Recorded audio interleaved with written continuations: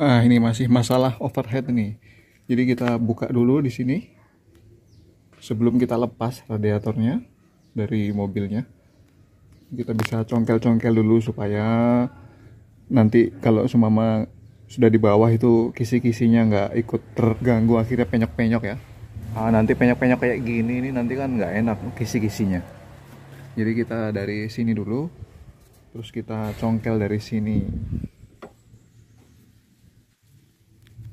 Nah, jadi di sini teman-teman awal mulanya bahwa mobil ini sudah sering overhead dikarenakan kemarin waktu sudah 10 tahun yang lalu menggunakan air biasa atau air PDAM gitu ya, air pump. Kemudian sudah mulai dikonversi menggunakan air coolant yang warna hijau atau warna merah. Kemudian selang beberapa waktu dia mengalami overhead yang sangat parah sampai temperaturnya naik sampai H. Nah, sudah dilakukan beberapa cara, yaitu dengan mengganti kembali dari air coolant menjadi air yang biasa kembali. Kemudian ya itu tetap menjadi overhead ya.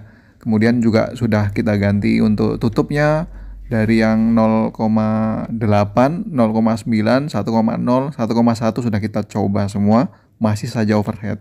Akhirnya kita putuskan untuk membongkar radiatornya untuk kita korek seperti ini. Nah, banyak teman-teman juga yang sering terkendala untuk kendaraannya, mobilnya atau motornya sering overhead seperti ini. Kadang-kadang waktu ditaruh di bengkel itu kita sudah sering cek ya bahwa ada gelembung-gelembung udara yang keluar dari lubang bibir mulut radiator itu dianggap bahwa pak dekselnya itu atau packing headnya sudah bocor, ada kebocoran kompresi. Jadi disarankan untuk membongkar. Tapi kali ini kita coba untuk kita analisa dahulu bahwa di video sebelumnya sudah kita praktekkan bahwa di situ ada gelembung-gelembung udara ketika kita buka untuk tutup radiatornya, kemudian kita nyalakan mesinnya. Di situ ada gelembung udara yang memang ada terlalu banyak gitu ya. Kemudian ada air yang meluber yang tidak mau sirkulasi tapi dia tidak cepat untuk sirkulasinya. Maksudnya ada air yang meluber keluar. Kemudian di situ kita bisa juga lihat kapan kita harus mengganti packing head. Nah, gampang, udah lepas ya. Kipas-kipasnya nanti kita lepas, kipasnya ada baut-bautnya. Kalau ngelepas gampang aja. Nah, ini tinggal diratakan lagi pakai tang. Nah, kalau kita lepas di bawah nih bisa rusak ini nanti kisi-kisinya ini. Nah, ini udah mulai kena apa ini? Oke, lanjut di tang ini. Nah, jadi di sini kita tidak perlu buru-buru untuk membongkar atau mengganti packing head atau pak deksel ya dari sebuah kendaraan kita, mobil atau motor, karena itu biayanya sangat mahal. Jadi kita coba dulu hal-hal yang gampang, yang kecil, mulai dari ganti tutup radiator atau mengecek fan kipasnya. Kemudian juga kita lakukan seperti ini. Iya, udah selesai, tinggal ini udah kita copot kipasnya. Nah, kayak gini kita bisa lihat nih, kayak gini kok nggak mau overhead ya. Astagfirullah. Nah, lewat mana dia airnya ya kan? Coba kita tes ya, kita tes dari bawah nih. Ntar coba mana mau sirkulasi begini. Paling yang sirkulasi ini masih kelihatan bolong-bolong nih. Waduh, men, pantesan aja ya kan, sering overhead, tutupnya sering ganti tutup radiator ya di sini nih. Nah, oke, lanjut ya, kita coba semprot dari apanya, dari bawahnya nanti. Nah, jadi bisa dilihat ya kotornya minta ampun seperti ini. Kemudian kita coba tes untuk semprot dari lower tank dari bawah sana. Kita coba kasih pressure air lewat sini, apakah dia bisa menembus untuk kisi-kisinya ya.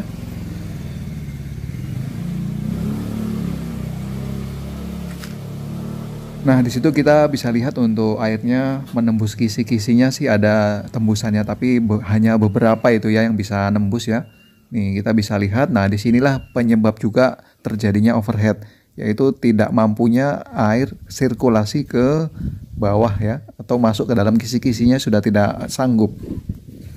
Memang bisa dilihat di sini bisa untuk bersirkulasi, tapi tidak bisa maksimal. Disinilah penyebabnya overhead juga paling utama. Jadi ini penyebab overhead di 60% penyebabnya ya. Bisa jadi. Nah, kita coba untuk tekanannya kita tambahin. Nah, di sini bisa kelihatan sini sudah agak lumayan ya. Cuman di pinggir-pinggir itu belum bisa untuk dilalui air yang kita buat air bertekanan tadi.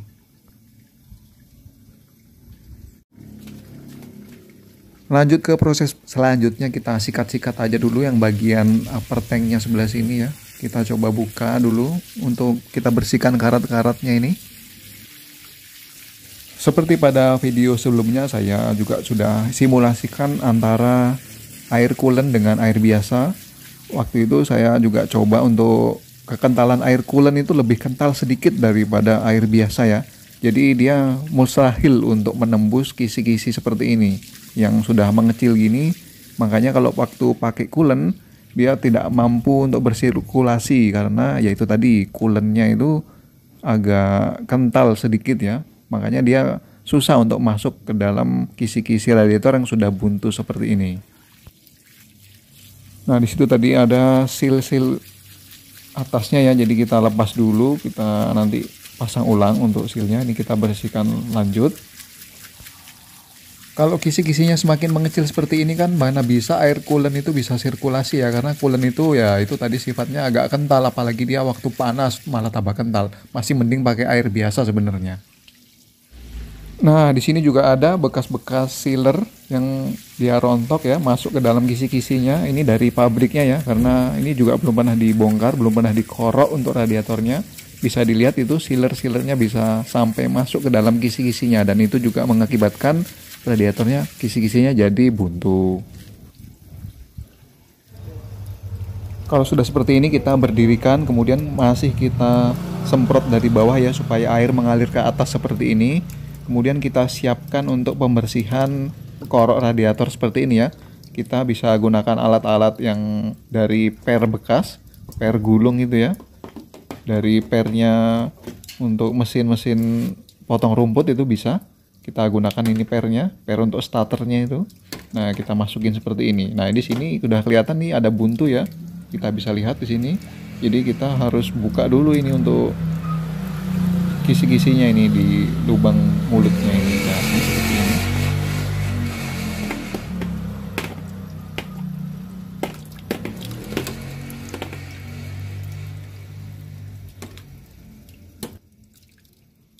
Nah, itu bisa kita lihat ya, itu agak buntu sedikit ya, dikarenakan ini juga dari pabriknya nih. Di situ ada terlihat patri, jadi ada semacam timahnya untuk penyambungan antara kisinya dengan tutup upper tanknya ini. Nah, di situ ada timah-timah yang ikut masuk ke dalam kisi-kisinya itu, jadi dia agak agak buntu ya. Makanya kita agak sogorok pakai obeng seperti ini atau benda-benda lain, tapi jangan sampai dia nanti membuat lubang baru dari kisi-kisinya. Jadi lebih berhati-hati lagi untuk pengerjaan seperti ini.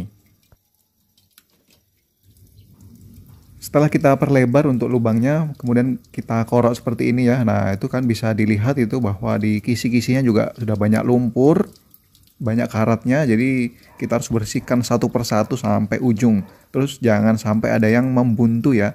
Kalau buntu ya kita harus pastikan dia lancar untuk sirkulasinya. Nah, kalau gini kan kalau kita sudah pakai coolant yang dia agak kental, meskipun nanti panas, dia bisa menembus untuk bersirkulasi kembali menjadi normal. Setelah itu kalau sudah selesai seperti ini, kemudian kita coba tes dari tekanan dari bawah ya. Nah, ini sudah lancar banget ini untuk airnya nih. Sudah mulai mantap ini. Sudah oke ya. Jadi ini bisa jadi penyebabnya dari overheadnya sudah berkurang ya. Jadi kita sudah mengusahakan sekitar 80%. Insya Allah pasti overheadnya sudah tidak terjadi ya. Karena ini sudah sirkulasinya sudah oke nih. Kayak gini. Kemudian nanti kita tutup kembali ya.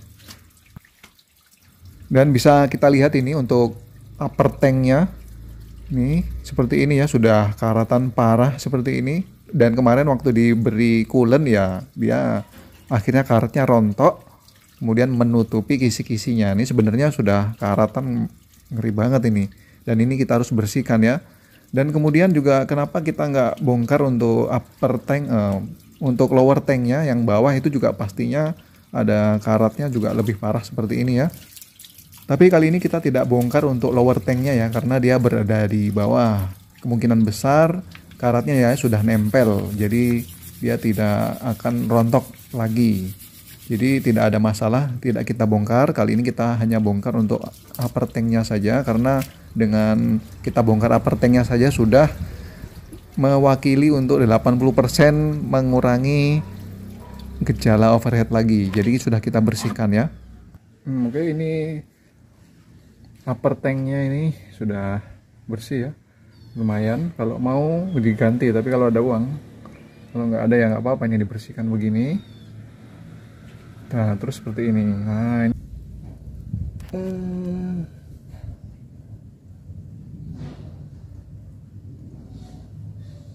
Nah itu untuk lower tank. Untuk lower tanknya juga ada karat ya, di bawah sini ada karat. Cuman enggak kita bongkar ya, karena ini sudah aman. Kita sudah bersihkan di atas ini, sudah membantu 80% untuk pembersihan radiator, untuk biar dia bisa sirkulasi lancar normal kembali bisa. Pokoknya ini membantu untuk mesin anti overhead lah ya di sini. Nah, sudah bagus nih, nanti kita bisa klaim ulang ya.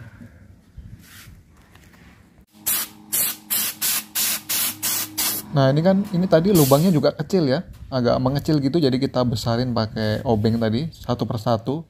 Ini juga jadi agak besar nih, jadi alatnya bisa masuk di sini tadi. Kita perlebar lubangnya juga supaya sirkulasinya juga tambah lancar nantinya.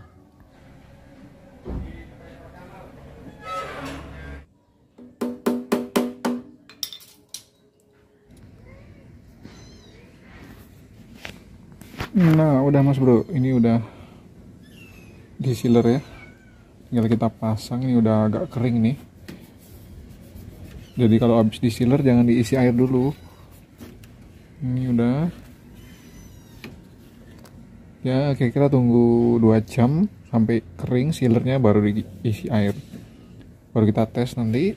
Jadi jangan buru-buru buka deksel ya, ini dulu, dari sini dulu semuanya, karena ini adalah komponen terpenting dari radiator itu sendiri.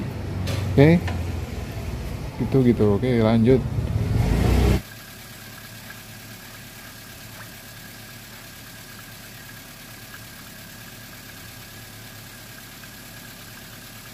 Nah ini sudah mulai panas untuk mesinnya ya, kemudian termostat sudah mulai terbuka, kemudian air juga sudah mulai balik ke radiator, dan kemudian sirkulasinya juga sudah baik.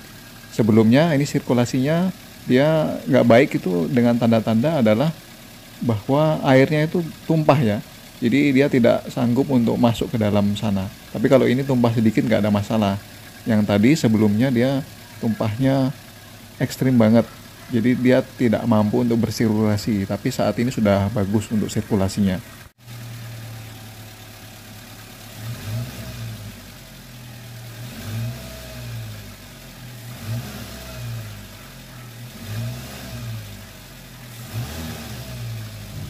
Nah itu normal ya, kita gas-gas dia agak naik sedikit, itu normal. Tandanya water pumpnya juga masih baik, kemudian untuk termostatnya juga baik, terbuka sempurna, kemudian sirkulasinya juga sudah sempurna, ini sudah mampu untuk membawa air masuk kisi-kisi, kemudian berputar dan bersirkulasi dengan lancar. Nah jadi jangan buru-buru ganti packing deksel dulu, atau packing head, atau pack deksel ya, jangan dibongkar dulu karena itu biaya yang mahal. Jadi cukup dikinikan dulu, kita coba dulu, siapa tahu berhasil. Oke, dan ini berhasil, mantap. Dan terakhir kita nggak pakai coolant lagi ya, kita pakai air biasa lagi saja. Nanti kalau buntu lagi ya kita korok lagi. Karena kalau kita pakai coolant, karena ini di dalamnya sudah penuh karat juga nih, di dalam mesinnya, di silinder headnya juga banyak karatnya sudah. Jadi kalau kita pakaikan coolant, siapa tahu nanti dia bisa rontok lagi, masuk lagi ke dalam kisi-kisinya. Tapi kalau kita pakai air seperti ini, insya Allah awet ya dalam waktu beberapa tahun ke depan. Jadi kesimpulannya jangan buru-buru untuk bongkar packing head, ganti silinder head, ganti packing axle, karena gelembung-gelembung air yang keluar dari bibir radiator ini bukan berarti dari kebocoran kompresi atau kebocoran packing head. Jadi bisa karena hanya memang kodratnya air itu mendidih karena dia panas gitu ya. Jadi radiatornya kalau panas ya benar saja air itu mendidih dan akan mengeluarkan gelembung-gelembung udara. Dan keluarnya gelembung-gelembung udara pada saat mesin sudah panas karena itu adalah air mendidih dan itu adalah hal yang normal. Ya memang bisa terjadi karena kebocoran kompresi air radiator akhirnya habis meluap dan mengakibatkan overheat. Tapi juga bisa disebabkan jika kebocoran kompresi bahwa air radiator juga akan disedot habis yang dari tangki reservoir ke dalam radiator tersebut. Nah itu juga bisa ditandai dengan kompresi yang bocor. Jadi kalau kita mau mengetes apakah kompresi bocor ya kita bisa ngetes dengan alat tes kompresi menggunakan alat vacuum gauge dan compression gauge. Nah di situ nanti bisa ketahuan yang lewat lubang busi itu ya apakah benar-benar kompresinya bocor atau tidak. Tapi kalau tidak bocor ya kita cukup menggunakan servis radiator seperti ini. Terima kasih.